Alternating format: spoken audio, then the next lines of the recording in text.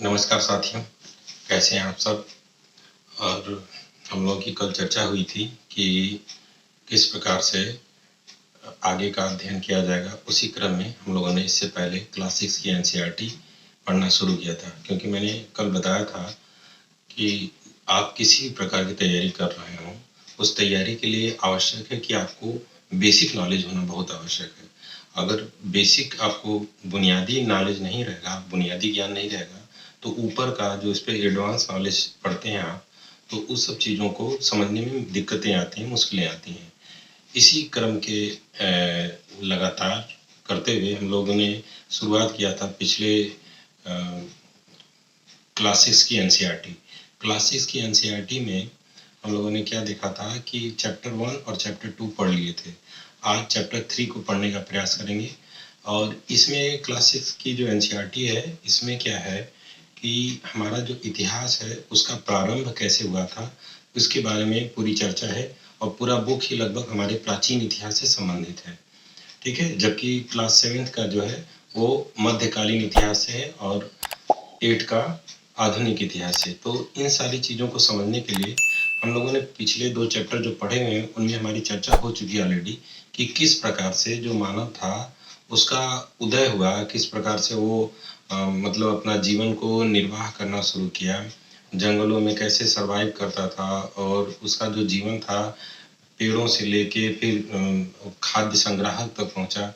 फिर खाद्य को संग्रहण करने के साथ साथ तो एक टाइमलाइन थी, उस टाइमलाइन को समझने का प्रयास करते हैं। देखिए, अभी जो समय चल रहा है ये 2022 बीसी चल रहा है, ठीक है। सॉरी, अभी जो समय चल रहा है वो 2022 माने 2022 चल रहा है, ठीक है। इसको सीई बोलते हैं, कॉमन एरा। तो कॉमन एरा से पहले अगर हम लोग शून्य पे जाएं, जब ये 2022 चल रहा है तो 2022 साल पहले चलेंगे, तो उस समय जो समय रहेगा वो जीरो काल रहेगा। और जीरो माने जीसस क्राइस्ट के जन्म के समय का काल। तो उसी समय काल को हम लोग मानक मान के उससे पहले का जो समय होता है उसको हम लोग बोलते हैं बिफोर कॉमन एरा, बीसीई, ठीक है। और उसके बाद वाला जो काल होता है उसको हम लोग सीई बोलते हैं, ठीक है, कॉमन एरा, ठीक। तो इसका मतलब क्या हुआ कि जब हम लोग इतिहास को पढ़ना शुरू करते हैं तो इतिहास में विभिन्न प्रकार के विभिन्न समयों में समय अवधियों में अलग अलग प्रकार की घटनाएं घटित हैं। उन घटनाओं को समझने के लिए हम लोगों ने उसको अलग अलग भागों में बांट रखा है। तो बांटने के क्रम में जो सबसे पुराना इतिहास होता है उसको हम लोग पूरा पाषाण काल, क्योंकि जब मानव का प्रारंभ हुआ था उस समय पूरी हमारी पृथ्वी पे चारों तरफ केवल पत्थर ही थे, चट्टानें ही थी, इसलिए उस काल को हम लोग पाषाण काल कहते हैं। पाषाण काल के भी 3 भाग हैं, ठीक है। तो पहले पाषाण काल आता है, उसके बाद फिर ताम्र पाषाण काल आएगा, फिर ऐसे ऐसे चलता जाएगा, ठीक। फिर वैदिक काल आएगा, ऐसे क्रमवार चलता जाएगा। तो हम लोगों को अभी प्राचीन काल में क्या पढ़ना है, पाषाण काल। पाषाण काल को हम लोग 3 भागों में बांट के पढ़ते हैं। एक होता है पूरा पाषाण काल, जो कि हम लोगों ने पहले चैप्टर में चर्चा की होगी कि 2 लाख साल पहले जब मानव का लगभग होमोसेपियंस का लगभग जन्म हो चुका था, उसके बाद कैसे सब चीजें चल रही थी। उसके बाद फिर क्या हुआ कि 2 लाख साल से लगभग 12 या 15 हजार बीसी पहले, है ना, बीसी मतलब बिफोर क्राइस्ट, ठीक है। तो बीसी पहले की बात हो रही है। तो उस समय तक का जो समय अंतराल था उसको हम लोग किस में गिनते हैं, पूरा पाषाण काल में। जबकि मध्य पाषाण काल में ये जो समय अंतराल है लगभग 12 से, कुछ लोग 15 से कहते हैं, 15 से लेके लगभग 8 बीसी पहले का, ठीक है। और 8 बीसी से लगभग 3,500 बीसी तक क्या होता है कि ये आपका नवपाषाण काल होता है, ठीक। तो आपने क्रम समझा होगा कि सबसे पहले पूरा पाषाण काल, फिर मध्य पाषाण काल, और 3,500 बीसी से पहले वाला जो समय काल आएगा के बाद वाला, सॉरी 2000 3000 के आसपास, 3000 से पहले वाला जो समय काल आएगा उसको हम लोग क्या कहेंगे, लगभग नवपाषाण काल। तो नवपाषाण काल, मध्य पाषाण काल, पूरा पाषाण काल। तो क्रम के जरिए अगर देखा जाए तो पूरा पाषाण काल से हम लोगों ने पढ़ाई शुरू की थी, और उसमें हम लोगों ने मानव का कैसे खाद्य संग्रहण होता है, कैसे उसने शुरुआत की और उसमें आग की खोज कैसे की, ये सारी चीज़ें हम लोगों ने पढ़ रखा था। अभी हम लोग का पढ़ाई का जो फ़ोकस होना चाहिए, इस प्रकार से होना चाहिए कि हमको पूरी पहले कहानी पता चल जाए, फिर उसके बाद उसके स्थानों का पता चलते जाएगा और आराम से उसको हम लोग समझते जाएँगे। अगर अभी स्थानों पे ज़्यादा जोर डालें, क्योंकि बहुत सारे स्थान हैं, है ना? तो थोड़ा समस्या आ सकती है। समस्या ये है कि समझने में, डेट और जगहों को याद करने में, क्योंकि प्राचीन काल के नाम भी अजीब-अजीब हैं, चाहुंडड़ो, है ना? मोहनजोदड़ो, इस टाइप के नाम हैं, तो थोड़ा-सा टिपिकल काम हो जाएगा, ठीक है। तो अभी हम लोग चैप्टर 3 में पढ़ेंगे, इसमें आवास के बारे में ये चैप्टर है कि जो मानव इतिहास का प्रारंभ होता है, तो उसने प्रारंभ में अपना आवास कैसे बनाना शुरू किया। तो पहले मनुष्य कैसे रहता था, पहाड़ों पर, गुफाओं में ऐसे अपना निवास करता था और मतलब इकट्ठा होके नहीं रहता था। लेकिन जब हम लोगों ने देखा कि धीरे-धीरे जब पृथ्वी का जो टेम्परेचर था, तापमान धीरे-धीरे क्या हो गया, गर्म होने लगा। पहले पृथ्वी बहुत ठंडी हुआ करती थी, जिसकी वजह से पृथ्वी पे जीवन थोड़ा मुश्किल हुआ करता था। लेकिन जैसे-जैसे पृथ्वी ठंडी हुई, ठंडी होने के साथ-साथ यहाँ पे पर्याप्त मात्रा में जो बड़े-बड़े बरसात होने की वजह से बड़े-बड़े घास के मैदान बनना शुरू हुए और जब भी गर्मी पड़ती है तो बारिश होता है, क्योंकि जो पानी की मात्रा होती है ह्यूमिडिटी की आर्द्रता के रूप में बदल के ऊपर वाष्पित होके चली जाती है और फिर वापस धरती पे आ जाती है। खैर ये भूगोल का टॉपिक है, अभी भूगोल जब आएगा तो पढ़ेंगे। तो इतिहास में बड़े-बड़े मैदान जो बनने शुरू हुए, उसकी वजह से उसको खाने वाले जीव भी जन्मे और वहाँ पे इकट्ठा होने लगे। अब जैसे भेड़, बकरियाँ, गाय, भैंसें, बैल, ये सब टाइप के जानवर, जो कि हिरन, है ना? जो कि शाकाहारी होते हैं, बड़े-बड़े घास के मैदानों पे निर्भर थे।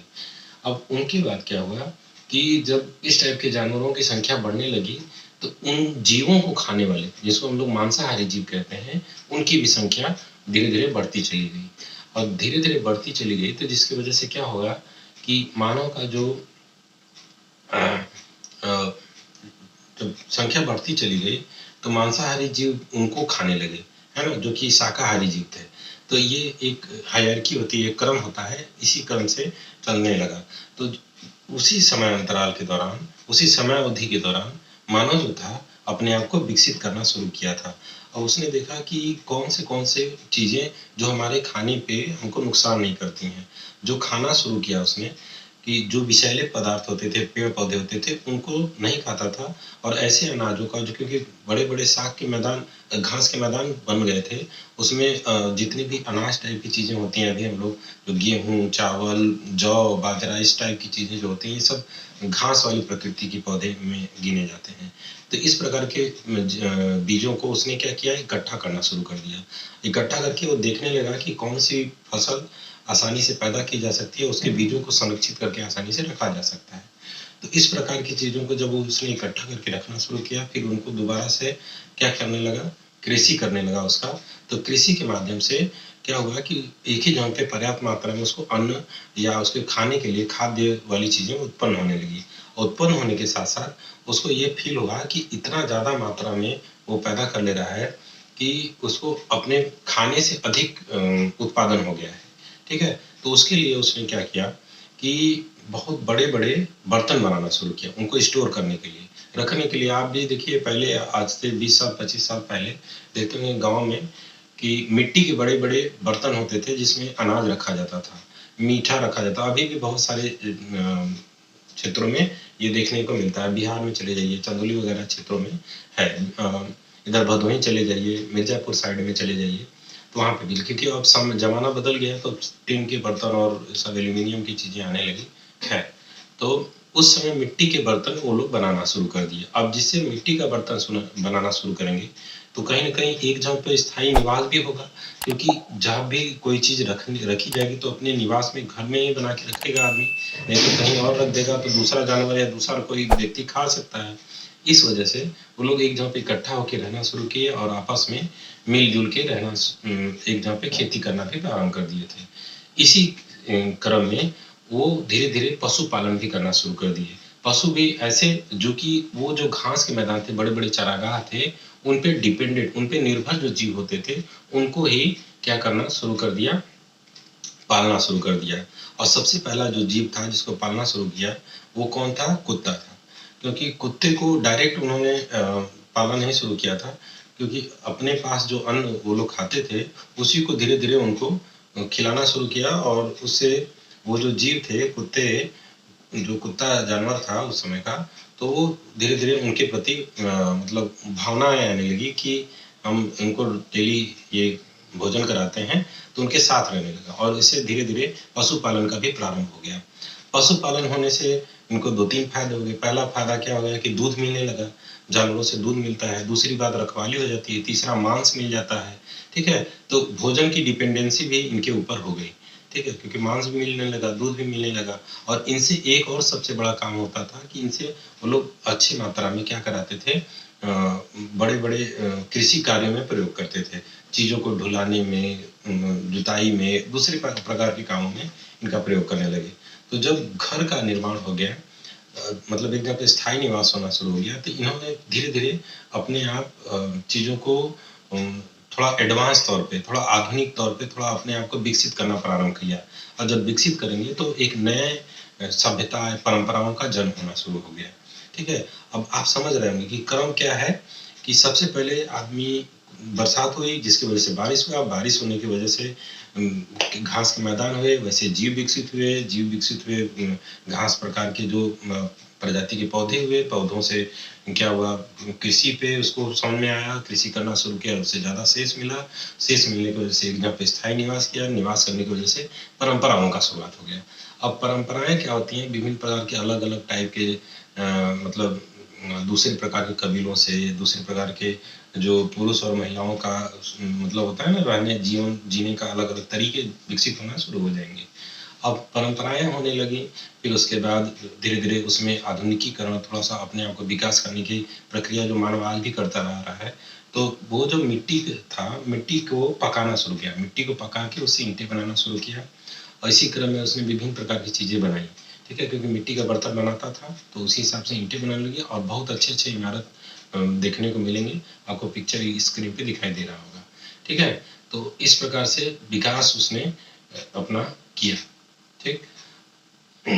अब जैसे नगरों का विकास, जैसे सॉरी अब जैसे-जैसे उन्होंने ईंटों का खोज कर लिया, ईंटों के माध्यम से वो क्या करने लगे कि विभिन्न प्रकार के आधुनिक टाइप के ईंटों से चुनाई करके, जैसे क्या बोलते हैं, ईंटों को चुन के जो इस समय क्या करते हैं, सीमेंट से लगा के और एक दूसरे से जोड़ के बनाते हैं, तो वैसे मकानों का निर्माण होना शुरू हो गया था।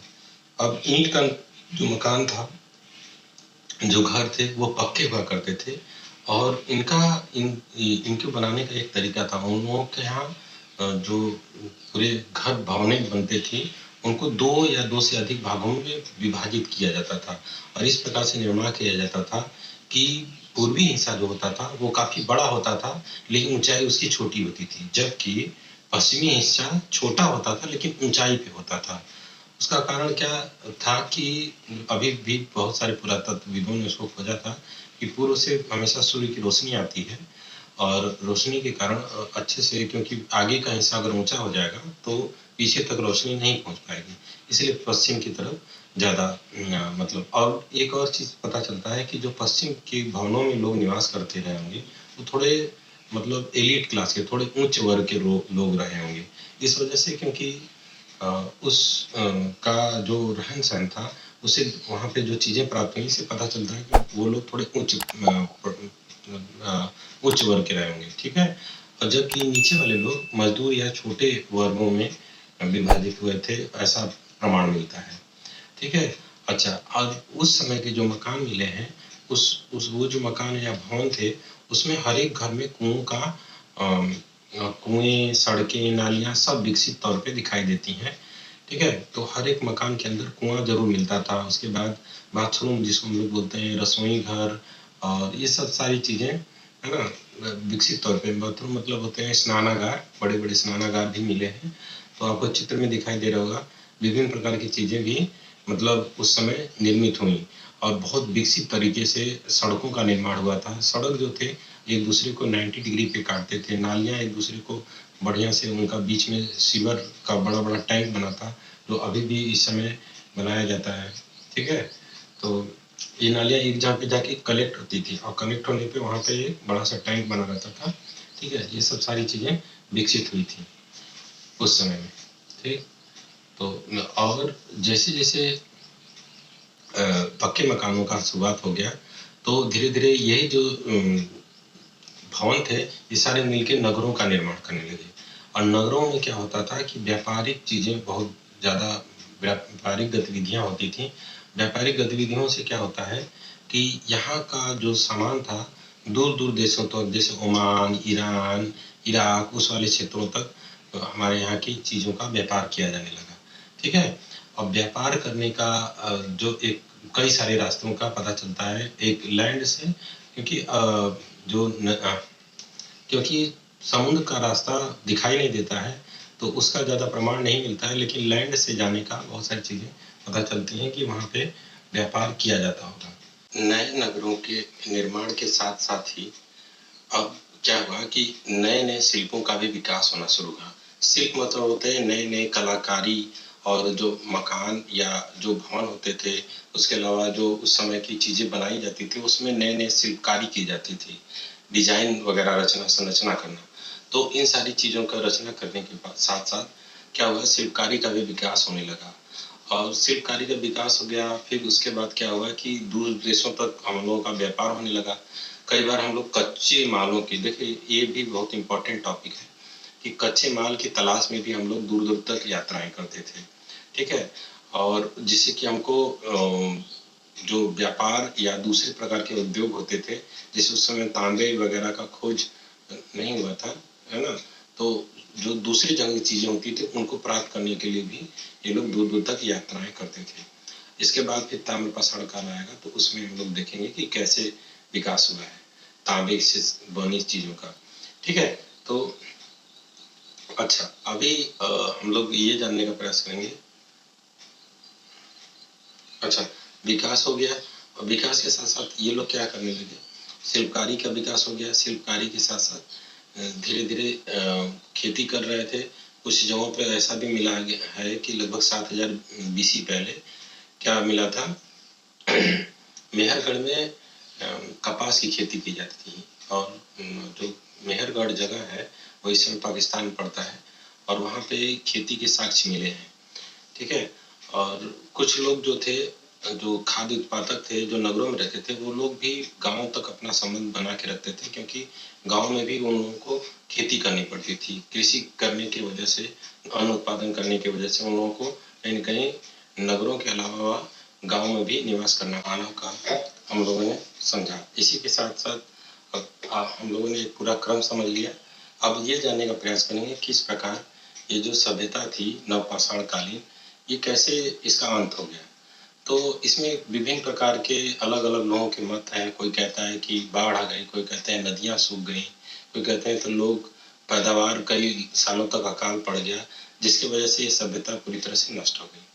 ठीक है, तो हम लोगों ने इस चैप्टर में सारी चीज़ें समझने का प्रयास किया कि नवपाषाण काल के लोग किस प्रकार से नगरों का निर्माण करना शुरू किए, नए परंपराओं का विकास किस प्रकार से हुआ। ठीक है, और इसका क्रम समझे।